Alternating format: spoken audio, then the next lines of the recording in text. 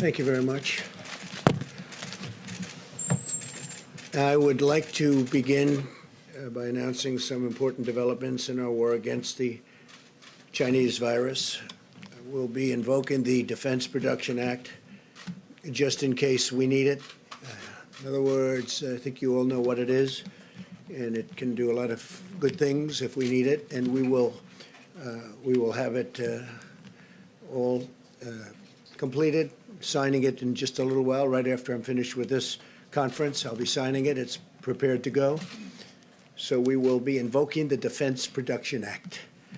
Last week, I signed an emergency declaration under the Stafford Act, which, as you know, we invoked previously, and which activated FEMA's National Response Coordination Center. FEMA now is fully engaged at the highest levels. Today, FEMA is activated in every region. We are at level one being the highest level, which we will work with, and we've been working with FEMA. I've done a lot of work with FEMA. They're incredible. It's always been on hurricanes or tornadoes. They're right now in Tennessee, a large group working in Tennessee have been incredible. That was a tragic event. Alabama last year, also a tornado, and then obviously the numerous hurricanes in different locations that were, in some cases, very devastating, and in every case, FEMA came through. This is a very different kind of a work for FEMA, but they will come through, as they always do. We have tremendous people, tremendous talent in FEMA. We're sending, upon request, the 2 hospital ships. They're being prepared right now. They're massive ships. They're the big white ships with the Red Cross on the sides. One is called the Mercy and the other is called the Comfort, and they are in tip-top shape. They soon will be. They're getting ready to come up to New York. I spoke with Governor Cuomo about it. He's excited about it. And I also, we haven't made the final determination as to where it's going to go on the West Coast. The Comfort is located now in San Diego, and it's going to be, we'll be picking the destination fairly shortly. So those 2 ships are being prepared to go, and they can be launched over the next week or so, depending on need. Earlier this week, the first clinical trial of the vaccine candidate for the virus began in Washington State, as you probably know. The genetic sequence of the virus was first published in January, but thanks to the unprecedented partnership between the FDA, NIH, and the private sector, we've reached human trials for the vaccine just 8 weeks later. That's a record by many, many months. It used to take years to do this, and now we did it just in a very short while. That's the fastest development in history of what we're doing with regard to the vaccine. We're making very, very big progress. Today, I can announce further steps to expand testing capacity. We're working with several groups to determine if the self-swab, a much easier process than the current process that's not very nice to do, I can tell you, because I did it. But we have a current process that's a little bit difficult. If you have it done, the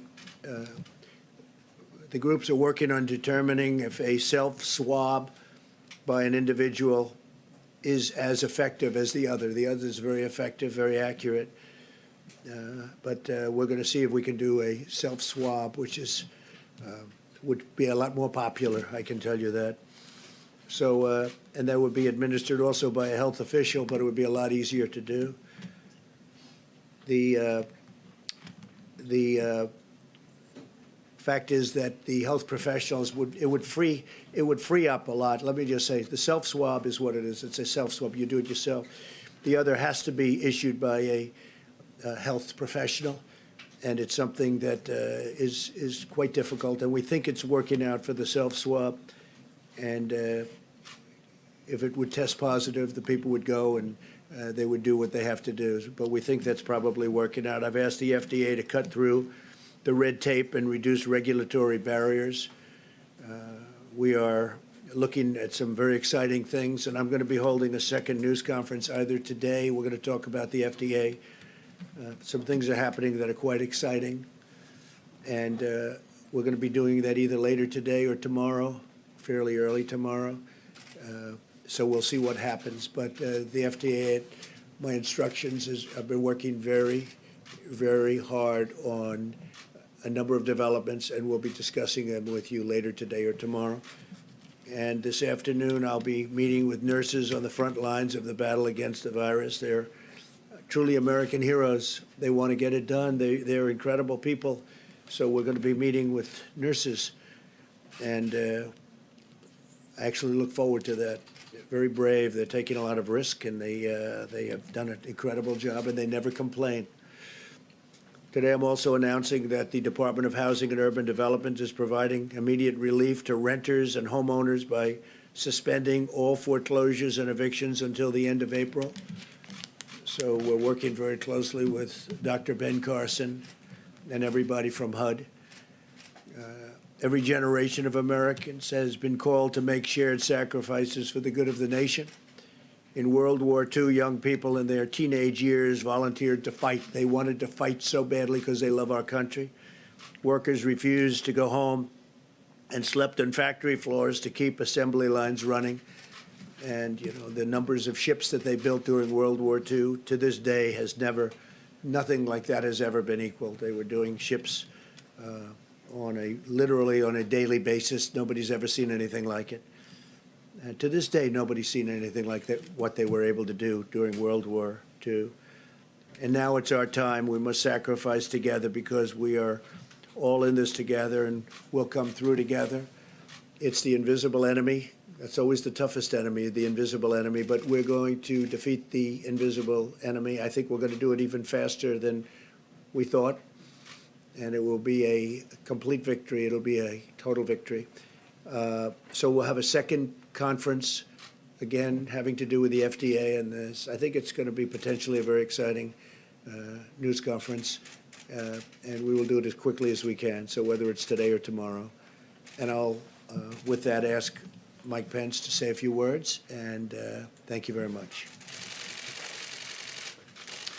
Thank you, Mr. President. The White House Coronavirus Task Force met this morning, and now that we have cases in all 50 states, we're continuing to move out on the President's call to bring the full resources of the federal government, a full partnership with every state and territory, the full power of the American economy to support businesses and families. As the President says to us and every day, we'll do whatever it takes. We're all in this together. Yesterday, the President met with the tourism industry executives and also had an engaging discussion with all the top companies in our industrial and medical supply chain. The President, as you all are aware, also announced today that by mutual consent, the northern border to Canada will be closed to non-essential travel. This does not include essential travel or the transit of goods, but it was through mutual discussion that took place this morning between the President and Prime Minister Trudeau, and the Department of Homeland Security will be effectuating that decision. The President spoke with some of the nation's top business leaders today, again, to speak about the supply chain in the country. For our part, we're going to be conducting a conference call later today with state and local health officials to renew our ongoing commitment of cooperation and collaboration. As the President said last week in signing the Stafford Act, he stood up the National Response Coordination Center, and today at the President's direction, FEMA has gone to level 1. FEMA's mission is to support disasters that are locally executed, state managed, and federally supported. And tomorrow, the President will be hosting all the nation's governors from a video conference at FEMA to ensure that they have full connection to all of the activated regions for FEMA going forward.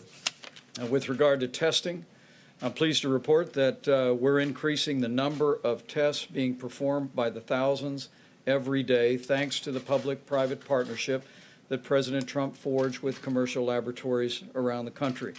Our health experts tell us to remind every American, it's important to remember, people without symptoms should not get tested. We want to make sure that the supply of testing is there for those that need it most or are symptomatic or in the vulnerable population.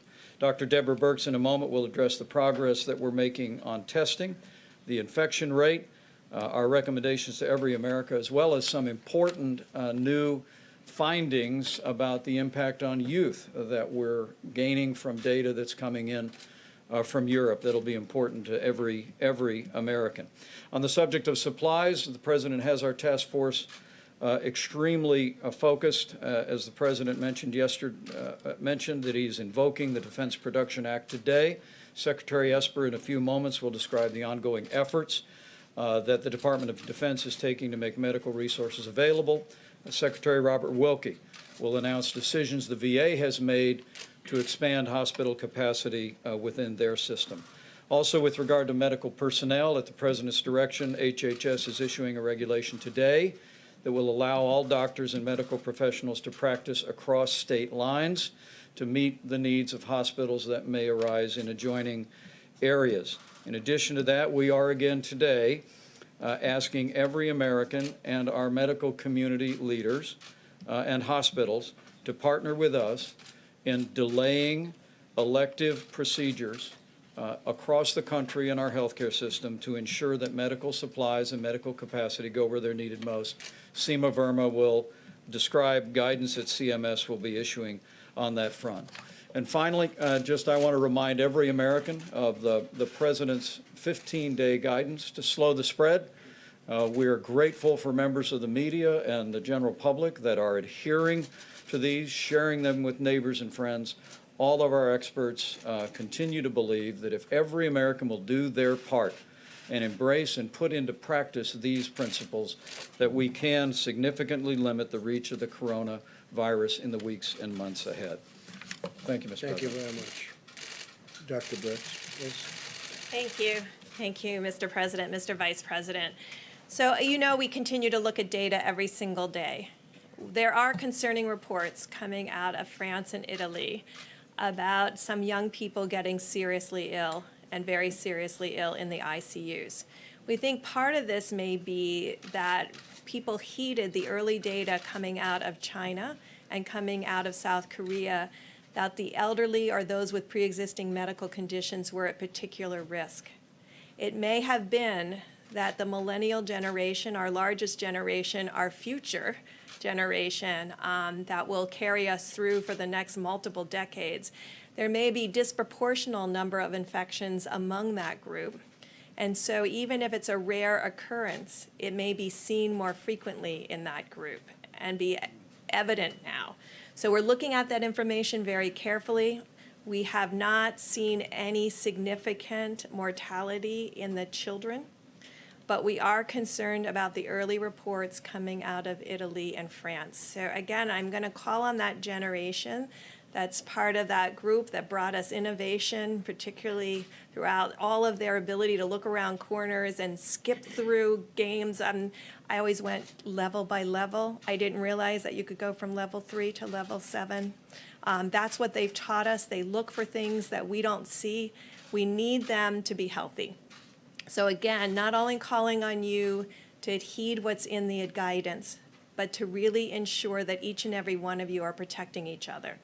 And so we cannot have these large gatherings that continue to occur throughout the country for people who are off work to then be socializing in large groups and spreading the virus. You have the potential then to spread it to someone who does have a condition that none of us knew about and cause them to have a disastrous outcome. Finally, on the testing piece and what we're learning, I know you know last week in bringing the private sector, I think what has been exciting to me over the last 2.5 weeks is to see this administration harness the full capacity of the private sector, understanding that a lot of our solutions that we need to confront this virus rely on the private sector. Bringing the private sector commercial labs was critical into this process.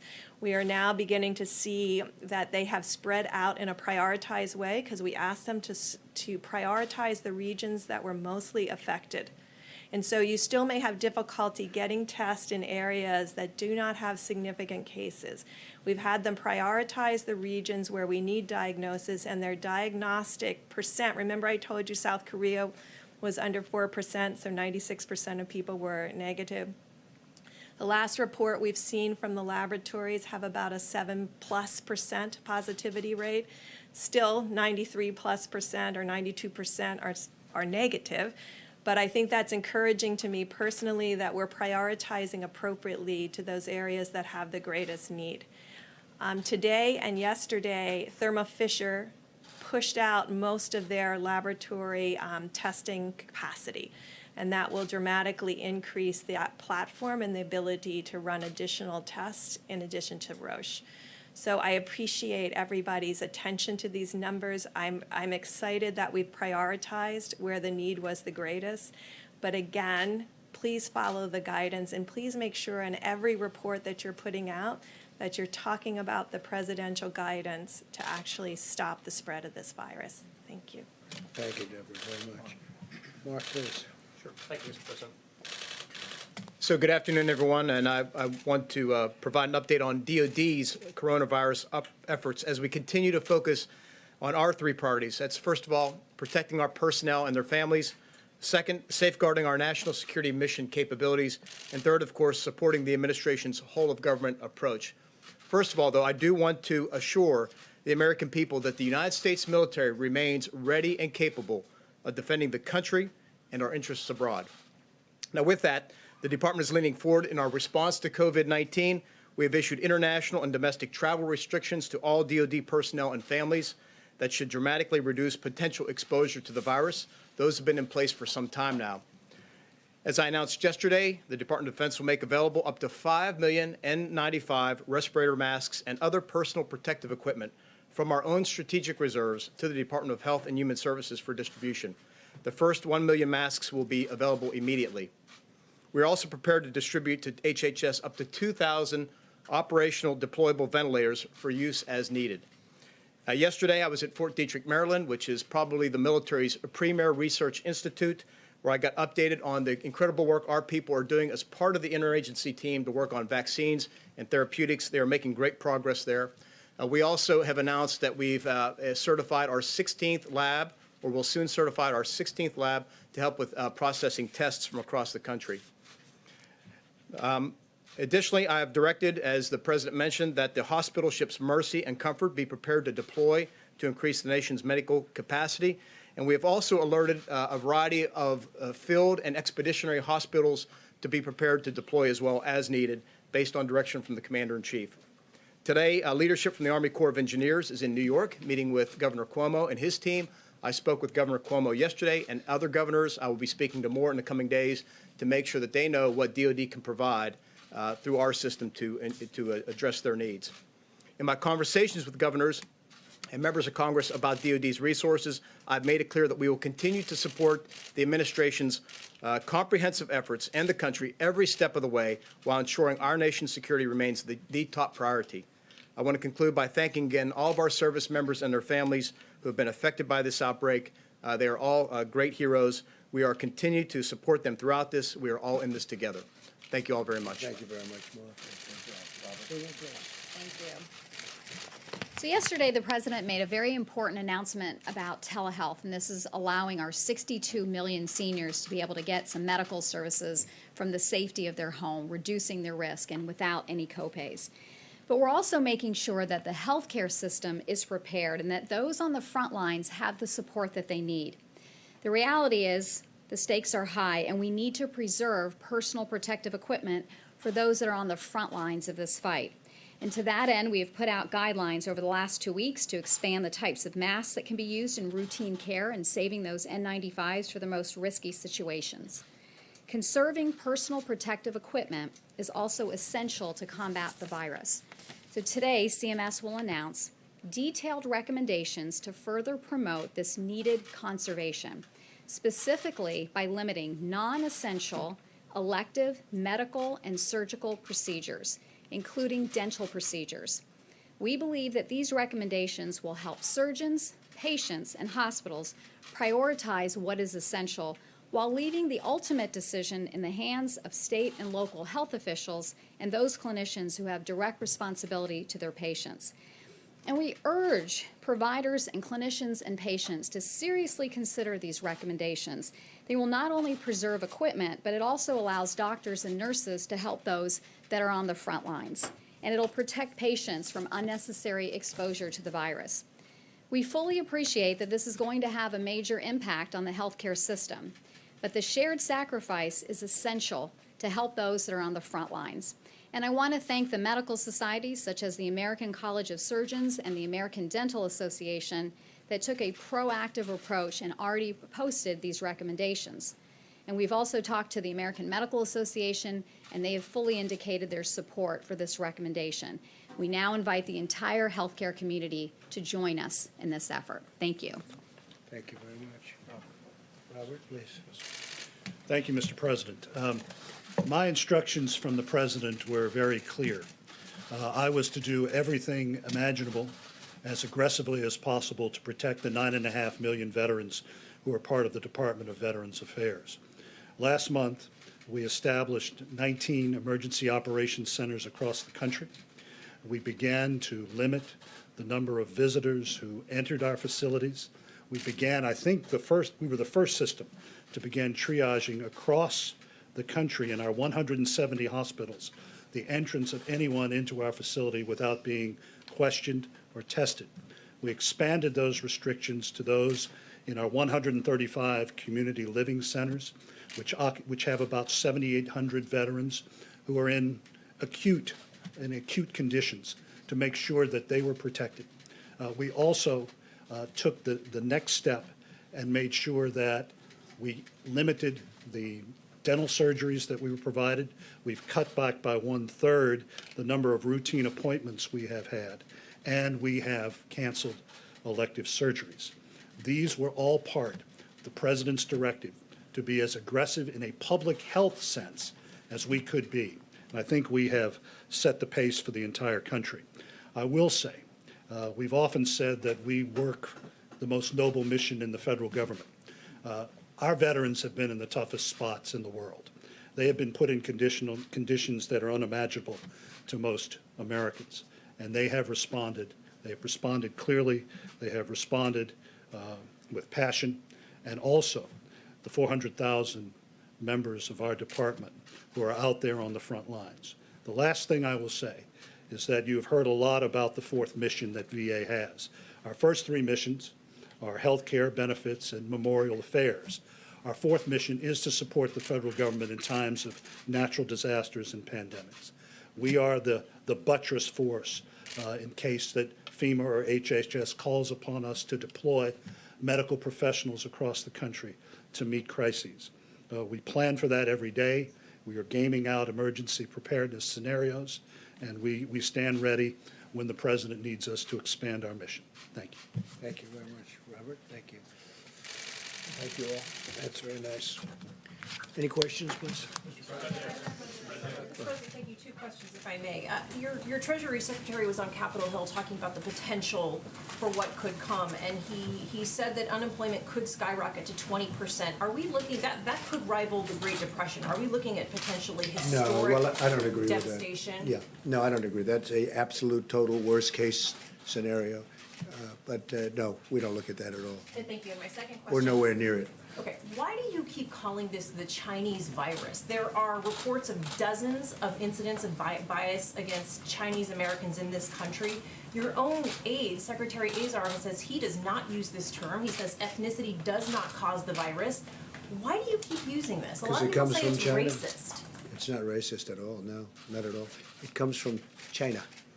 That's why. It comes from China. I want to be accurate. About Chinese Yeah, Americans please, in John, this country? please. The aides behind you. Are you I comfortable have with this term? I have great love for all of the people from our country, but as you know, China tried to say at one point, maybe they stopped now, that it was caused by American soldiers.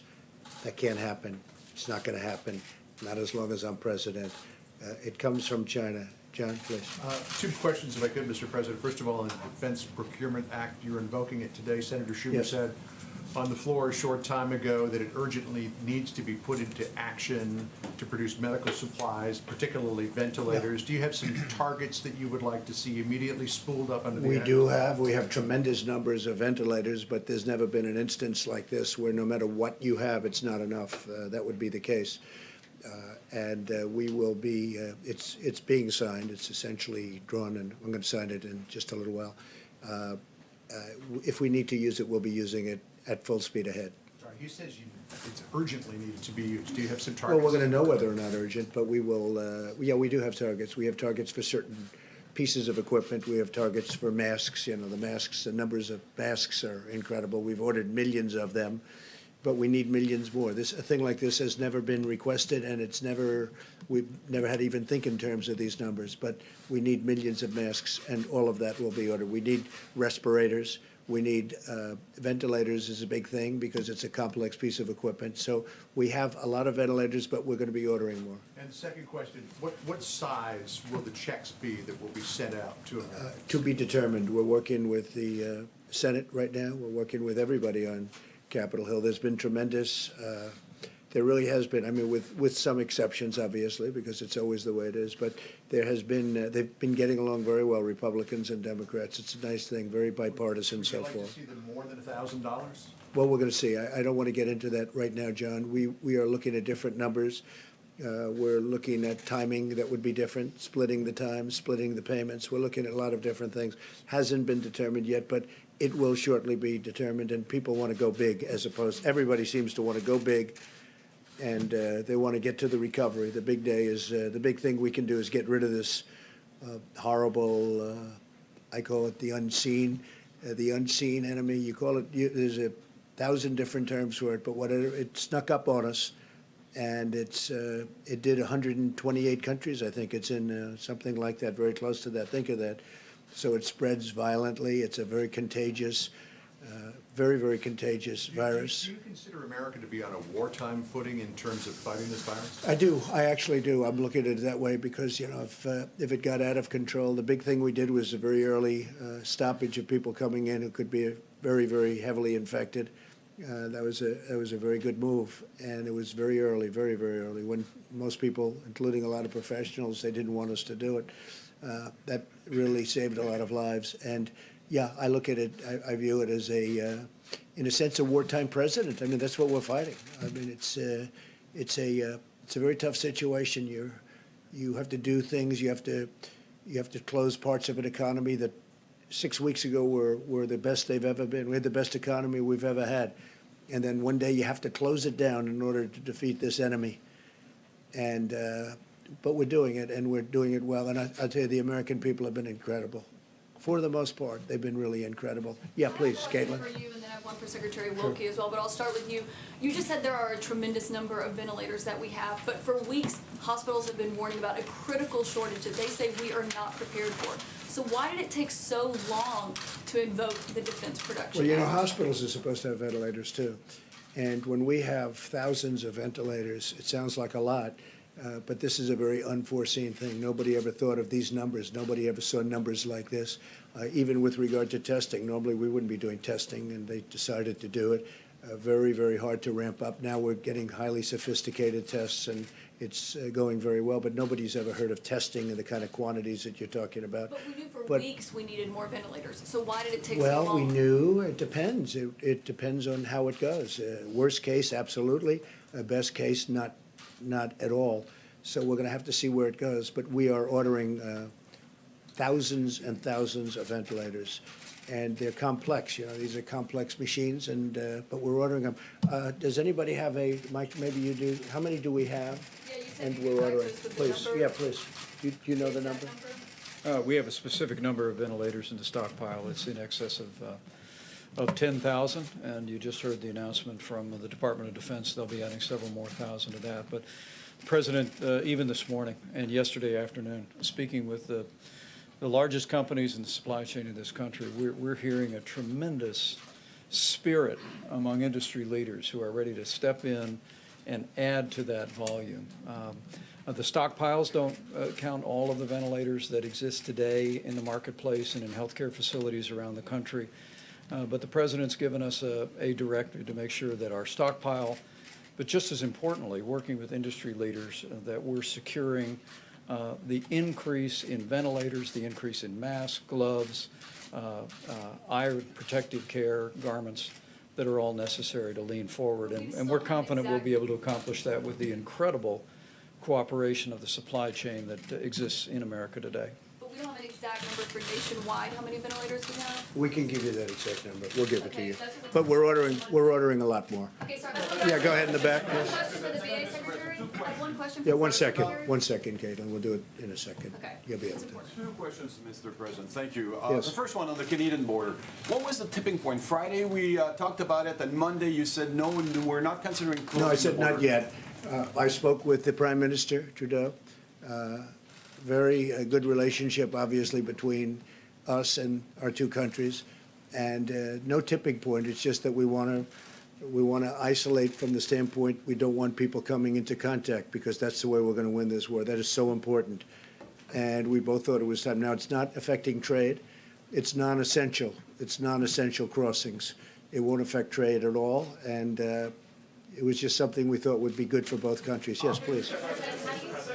Second question, Mr. President. How can you be sure that trade Go ahead, is not please. going to be a vector of the virus? How can you be sure that trade and everything that's being shipped from one side Well, to they're the doing other? it in a very careful manner. You can only be vigilant and very professional, but it's not pertaining at this moment to trade between the two countries. Yeah, please. We are hearing that the trillion-dollar economic stimulus package could look something like $50 billion for the airlines, $150 billion in loan guarantees for critical sectors of the economy, a $250 billion payment on April 6th directly to individuals, another $250 billion payment on May 18th, again, directly to individuals, and as well, $300 billion for small business loan guarantees. Is that, in the general sense, what you're looking at? It could be, and we're also playing with a lot of numbers, a lot of very big numbers, and a lot of very small numbers, frankly. We want to take care. We have to help everybody. It was nobody's fault. This happened. I mean, some people could say it was somebody's fault, actually. But it was nobody's fault, and certainly none of these companies that all of a sudden had no passengers in planes and had no passengers on cruise ships and all of the things that have happened. But I will say that they can't be blamed for this, and we want to keep those companies vibrant, because there's going to be a comeback very, very quickly as soon as this is solved, and it will be solved. We will win, and there will be a comeback, and it'll take place very quickly. $250 billion, there's give or take 330 million Americans or so. If you just do the math on that, that's about $750 a person, a family of four. That would be about $3,000 on average. Again, rough math. Is that where this is headed? Well, no, I don't want to say that, because it's a moving, these are all every number that you mentioned, yes, we've talked about those numbers. We're also moving those numbers in both directions. So we'll let you know. It's moving along fast. Again, there's a great bipartisan effort going on that I haven't really seen before to this extent. On the self-swab that you mentioned at Yeah. the beginning of this, has the FDA approved that test? Is No, that they're what you're looking at it. waiting for? It's down the line, and they're looking at it very seriously. And I think it would be a great thing, because the others, to use a nice word, it's very inconvenient. And a It's second very question tough. for you, sir. You tweeted this morning about your approval rating amongst Republicans. You have said that you give yourself a 10 in terms of handling this crisis.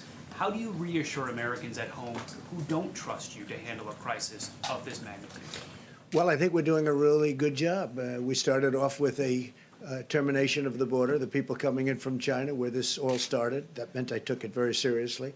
And when I use the word calm doesn't mean that I'm not taking it seriously. Calm means, and we should be calm. We should be extremely calm. But, yeah, 95% within the Republican Party and over 50%.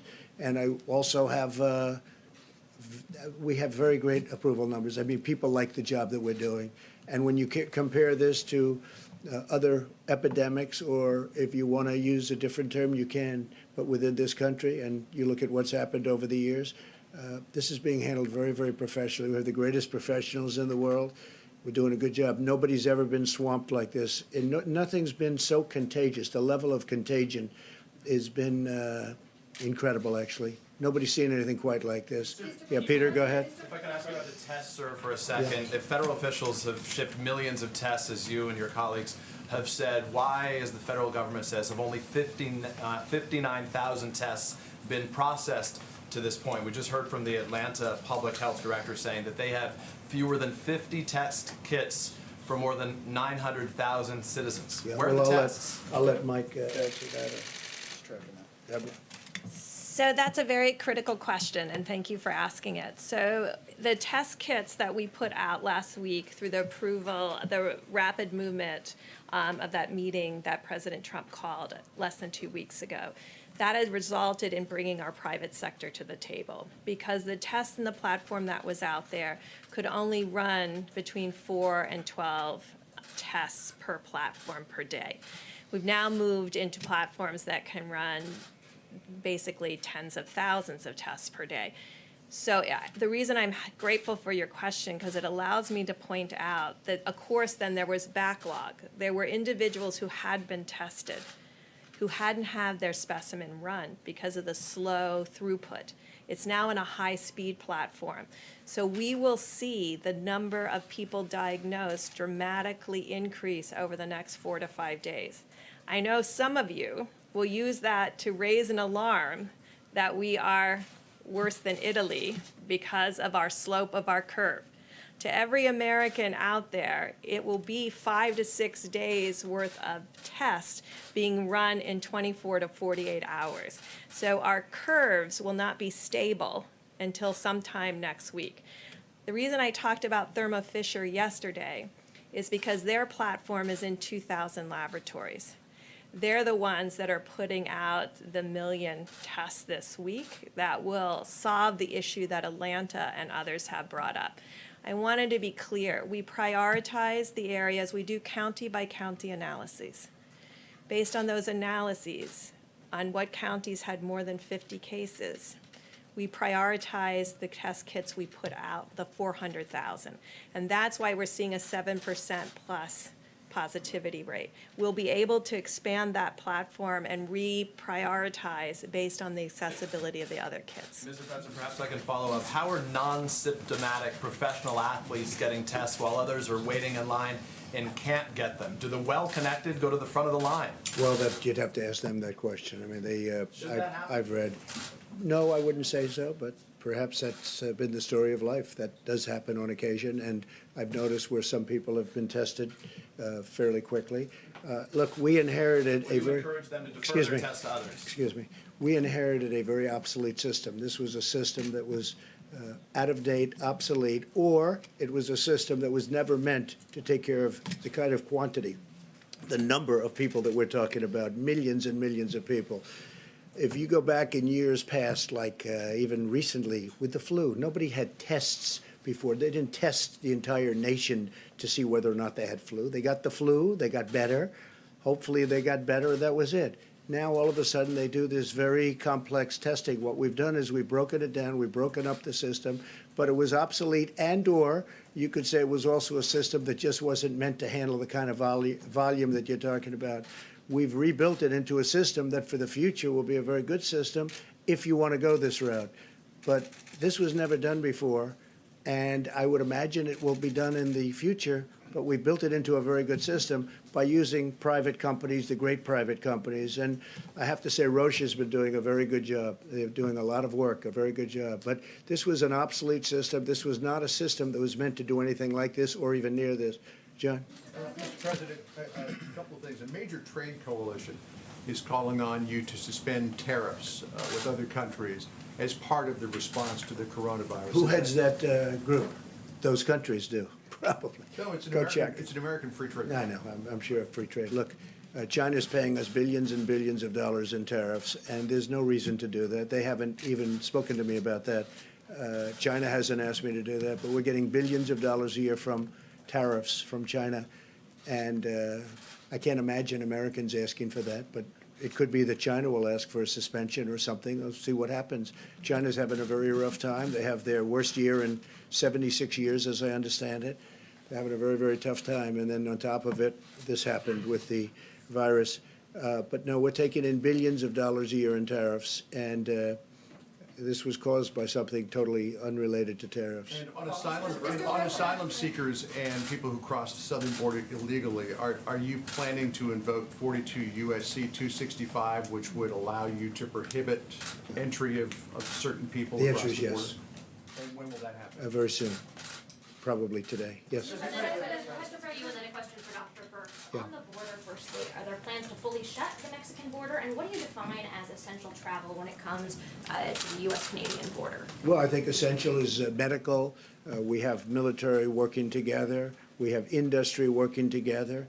And again, it's not affecting trade. So things like that. But just leisurely, let's go to a restaurant and have dinner, which a lot of people do. They come both ways. They go in both directions. That kind of thing we have ended on a temporary basis. Yeah, please go ahead. Not close it. No, we're not going to close it. But we are invoking a certain provision that will allow us great latitude as to what we do. May I ask Please. two questions if I could? Yeah, The go Wall ahead. Street You know what? Go Journal ahead. is- Sure. The Wall Street Journal. Doctor.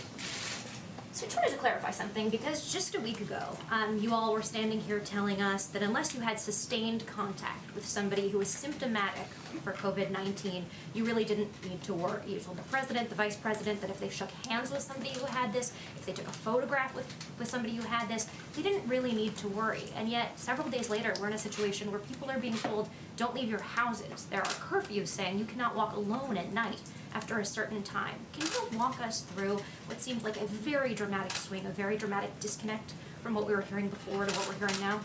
So two things. We look at data all the time, and I know you're looking at the China and South Korea data. And when you look at China and South Korea data and you look what China and South Korea did, you can see that their curves are not only blunted outside of Wuhan, so the Chinese areas outside of Wuhan, blunted curve, and South Korea, blunted curve. If you look at their curve today, they're already on the far end of their epidemic curve. Of course, none of those countries are fully back to work, and so that's what we worry about too. Secondly, there was a series of scientific articles published, and I know you've seen them too, about surface contamination. I think none of us really understood the level of surface piece.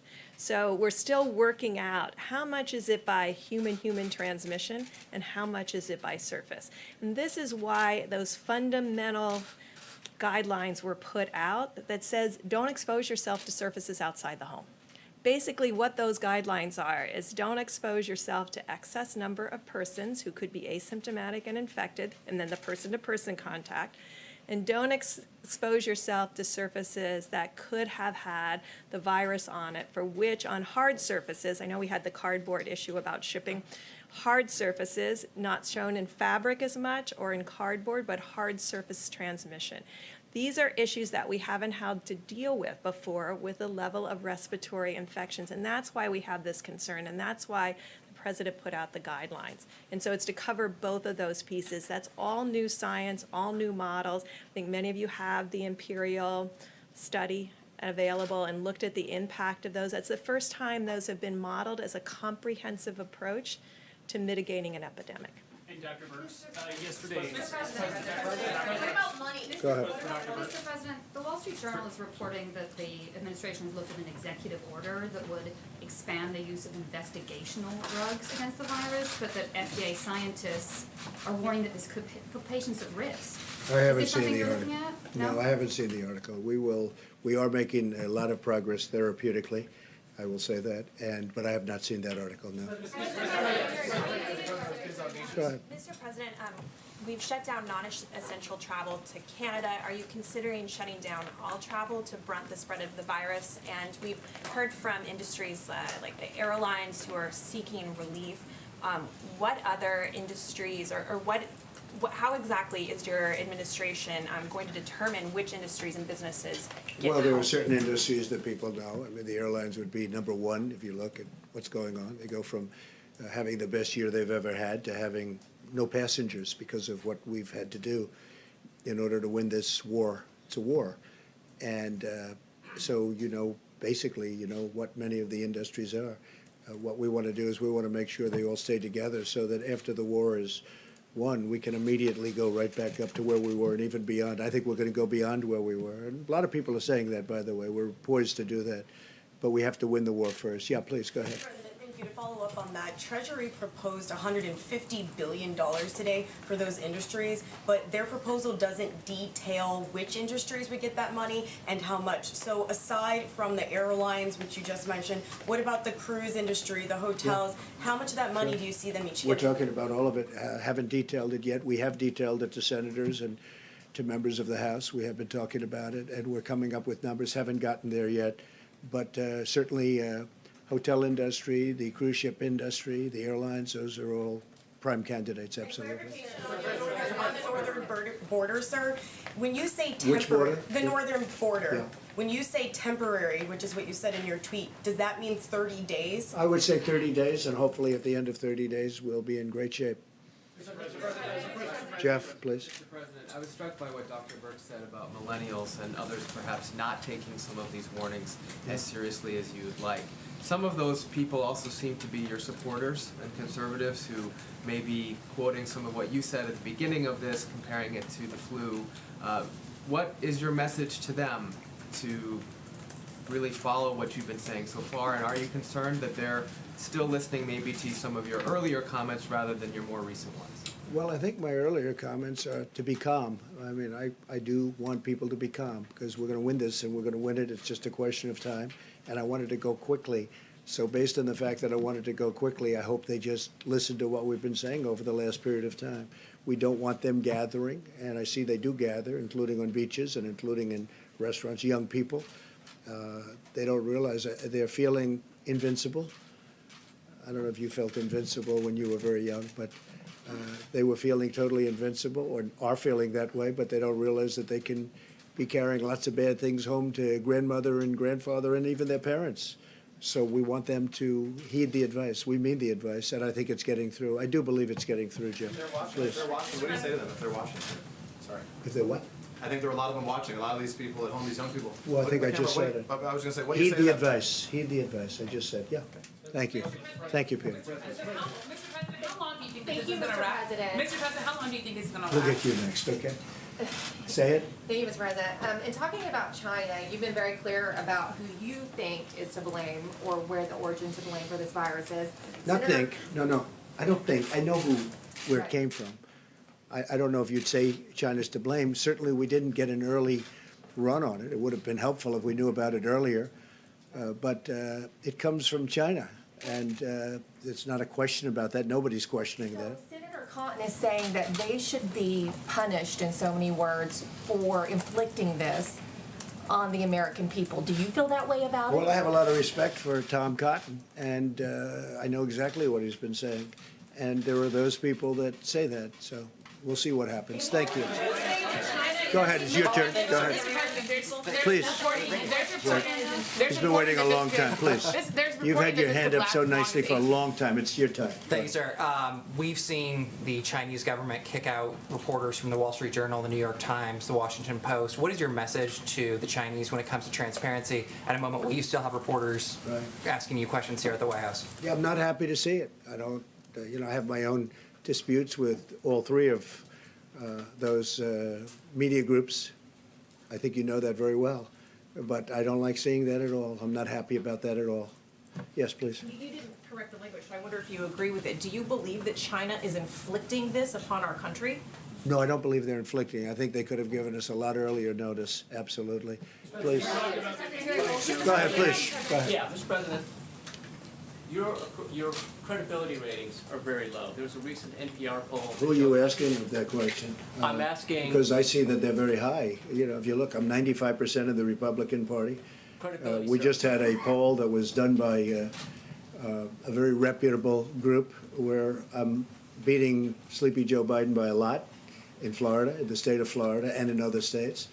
So I don't really know who you're talking about. All right, Jennifer, go ahead, please. Two questions, if you're willing, sir. Would you give us an update on your conversation with the airline executives? Yeah. Did you explain to them what's coming? What was their reaction? I did, and they explained to me where they're coming from. I mean, they went from, as I said, full planes, packed, the best year they've ever had by far, to boom, one day empty because of what we have to do to win this war. Or we would have a level of death like people haven't seen before. So they've been fantastic. I mean, they've been great. But, you know, they went from being extremely happy to being people that are running companies that are going to need some help. And we'll help them, Jennifer. On SBA loans, would you be willing to give us an update on how that's going? We've been getting some reports that counties have been having difficulty getting Well, it's going. I mean, there's a designated lot of influx to those loans, as you can imagine. A lot of people are looking at it, but we're going to be increasing funding a lot. They're very well prepared to do what they have to do, and the SBA is doing a fantastic job. She is doing a really good job, the administrator. John? Mr. President, a couple of questions for Dr. Burks, Yeah. if I could. Dr. Burks, French researchers have had some luck with hydroxychloroquine in shortening the duration of disease. Is that something that might be in the arsenal of therapeutics here in the United States? I think we're exploring every one of those issues. The president asked for a critical briefing on that today. He opened with that. It is more than that single drug. There are other drugs that individuals are looking at. Just to go back to what we've talked about many times, there is things that look really good in cell culture against the virus that may look good in small animals and then don't have an impact in humans. And so those are the pieces that we're looking at very carefully. Of course, there's always anecdotal reports, and we're trying to figure out how many anecdotal reports equal real scientific breakthroughs. And second question, are you confident of the seasonality of coronavirus? All we can do is look at the past to inform the future. We know what SARS looked like. We also know, and I just want to put this out, I know you can get it online, look at the curve in China and look at the curve in South Korea. Those curves were accomplished in still the winter season. And so we're trying to understand what those relationships are. We're very interested in the curves in Italy because of their different approach, and we're following every single country's curves. And so all we can do is look at prior coronavirus and prior respiratory infection RNA viruses. These are RNA viruses. When you look at flu in the northern hemisphere, when you look at parainfluenza and some of the other cold viruses, and if you look at SARS, that's the way the peak normally occurs. But that is a November to April. We all started later. And so you're asking me to predict based on a later start, and that's what we're trying to really look at China and South Korea to really inform that. All right, Caitlin, go ahead. A question for Secretary Wilkie, if you don't mind, or you could answer if you'd like. How many veterans of those that need to be tested have been tested? Those that have needed to be tested, we believe we've caught most of them. Right now, we have 44 veterans who have tested positive. Sadly, one has passed in Portland. We are working with state labs and private companies to make sure that testing is available. Because the president had us out aggressively early, we have been in a better place than most healthcare systems in the country. I cannot predict, as Dr. Burke said, when the next surge will be, if it will be. But one of the things that we do at VA is that we prepare for national emergencies, be they national disasters or epidemics. We started preparing for this. We started stockpiling equipment. Our equipment is stable, and I think that's in large part because of the instructions the president gave me. But do you have a number of how many have been tested out of the number that We've needs to be tested tested? seveother hundred. I can't give you the direct. The other day. Yeah, Is it we've higher tested than several hundred. Yes, we've tested several hundred. I don't know exactly. I do know that 44 veterans have the virus. Most of those are quarantined at home. Could you get us the number? Go ahead in the back, please. Thank you, Mr. President. The question for Dr. Burks, quickly. I'm trying to understand what it's about the mortality rate. Yesterday, we underlined the fact that we had reached 100 deaths. And this morning, we wake up and we're at 110. Within 12 hours, we climbed by 10%. Is it something we have to expect from now on, a 10% increase every 12 hours? So very early on in each one of these cases, if you look at all of the countries to date, the mortality is higher at the beginning because you're diagnosing the sickest, the ones who came in quite ill. And I just want to remind the American public, that still the majority, the risk for serious illness in the majority of Americans are low. But that doesn't mean that you can't transmit it to one of those higher risk groups. And that's why we're asking for all Americans to take responsibility. You're seeing mortality or deaths today from infections that occurred 2 to 3 weeks ago in general. The other thing that you're seeing is the dramatic and very difficult impact of this virus in nursing homes. And that's why very early on, the president and vice president had us come out and CMS put those very strict rules in place. And everybody thought we were being too strict and keeping loved ones away from their family in nursing homes. If we're going to solve this with a lower death rate, we have to protect the elderly because of their percent is much higher in mortality than any other age group. Okay. Go ahead, please. Mr. President, there's reporting that the federal government has a plan that shows that this coronavirus outbreak might last as long as 18 months. Are you seeing those numbers? Could it No, just we're not actually seeing last? that at all. And then my second question is, there are at least one White House official who used the term Kung flu, referring to the fact that this virus started in China. Is that acceptable? Is it wrong? Are you worried that having this virus be talked about as a Chinese virus, that might I help? wonder who said might that. focus, You know who said that? I'm not sure the person's name, but would you condemn the fact Say that the term Kung flu? again. A person at the White House used the term Just the term. Kung flu. My question is, do Kung you think flu. that's wrong, Kung flu? And do you think using the term Chinese virus, that puts Asian Americans at risk, that people might No, not target at all. them? No, not at all. I think they probably would agree with it 100%. It comes from China. There's nothing not to agree. Okay, how about last question? Please, go ahead. Switching gears very quickly to Say it. Switching gears to a larger question here. We've seen that before the pandemic, there were a lot of Americans that were already alienated. We saw deaths of despair increasing through suicide and other things. Now, as these individuals, a lot of times in rural parts of the country, are self-isolating, what is your message to those individuals, and what do you hope that individuals, communities, and churches will do to reach out to My them? message is to all Americans, but to those Americans who are going through a lot, we love them, we're with them, and we will not let them down. Thank you all very much.